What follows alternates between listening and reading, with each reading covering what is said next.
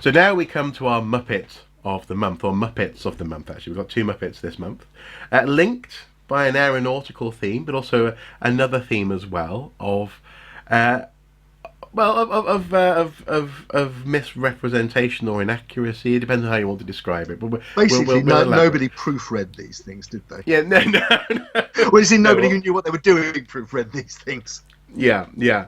But it's led to possibly one of the most exciting archaeological discoveries of all time. Of all time. In a news article published on the 30th of June in the Sky on the Sky News website, and I'm amazed they haven't fixed this yet. With the headline: "Parts of World War II plane dug up in Ireland nearly 80 years after it crashed." You have a standard report, probably based on a press release, talking about the fact that this P-38 Lightning aircraft went down in 1942. It's being recovered. It's one of the first World War II aircraft in the Republic to be excavated legitimately in this way. But then that's all, so by the by, interesting, but it's just fairly standard. Until you come to this astonishing revelation. An earlier excavation in Monaghan in 1917 yielded a Battle of Britain Spitfire, which came down in 1942.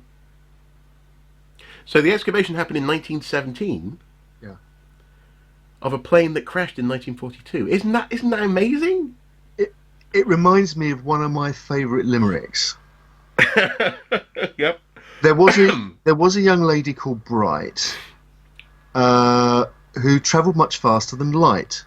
She took off one day in a relative way and came back the previous night. Exactly. Either we're looking at a Spitfire that crashed through the light barrier and then crashed in Ireland, or we're looking at a case unlike the B-29 bomber that was found on the moon. What? What's that? It's only the most famous headline from the Sunday Sport: World War II bomber found on moon. Wow, I never heard about that. Then again, I think I'm just too young for the. Okay, I was too young for it maybe at the time. Actually, no, I'll Google it now. Okay, World War II bomber found on moon. Oh my goodness! Yeah, this is absolute proof that the moon landing was real and wasn't filmed in California in a film studio, because they actually found this and then kept it quiet until the Sunday Sport broke the story. Blimey O'Reilly, that's incredible. Now, you are going to link to this, aren't you, underneath the I'll find a. Obviously, the Sunday Sport being a newspaper that's filled. It's Journal of Record. For people outside the UK, shall we say, it's a gentleman's newspaper. For a long time, it has been anyway, with some news in there as well as other bits and bobs and images. So this is a story from the 1980s. Then? Yeah, absolutely. This wow, around a long time. 1988. World War II bomber found on moon. Oh, and then 1989, statue of Elvis found on Mars. Again, these stories that NASA has managed to keep the lid on, their journalists managed to break. They did. It's impressive. Back in the 80s. Back when I was 4 and 5 years old. Incredible. Pre-internet. Yeah, amazing. Absolutely. Well, journalistic prowess, such as it is. What's your Muppet of the month? It's nothing to do with journalistic prowess. It's all to do with aviation geekery. Anyone who knows me knows I'm a bit of an aviation geek, and I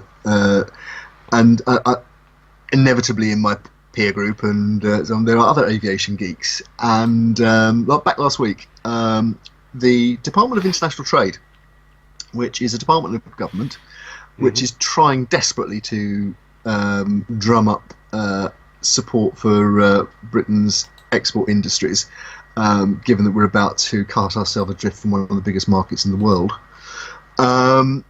It was promoting a tour of North America by the Red Arrows, the RAF's formation display team. And it's a 48-day tour around air shows in the United States. as part of this, they put out a poster, and it shows, and we'll link to this. It shows a jagged mountain peak, and with the bold white text, the Red Arrows can fly at 48,000 feet. That's higher than Mount Everest, and over the top of this mountain peak is the silhouette of a red jet aircraft of the kind that the Red Arrows fly. Except that it didn't take very long for fellow aviation geeks, in particular my colleague Andy Saunders, who we're going to talk about later in connection with a media pick.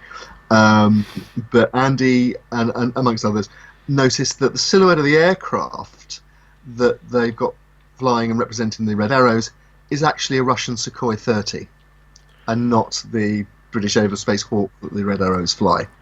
Well, but that's, I mean, because I'm no aviation nerd, but I mean, like, they've got a twin-engined plane in the image. The Red Arrow is a single-engine jet plane, a jet engine plane. Absolutely, and it doesn't have canard wings at the front end, and it doesn't have missile rails on the wingtips, and I mean, basically, it's just wrong. It's got one dorsal fin, not two. Yeah. Basically, it's the classic. Somebody found an image they liked, they didn't bother to look at what it actually represented, and they've ended up with egg all over their face, and serves them right. Well, yeah. But, you know, we're battling for Britain. This is symbolic of Britain's way forward. Getting it wrong. Yeah. As I say, we're avoiding the B word swear jar again. We are this month. So this is absolutely nothing. This cock up is absolutely nothing to do with Brexit. No. And absolutely nothing to do with our I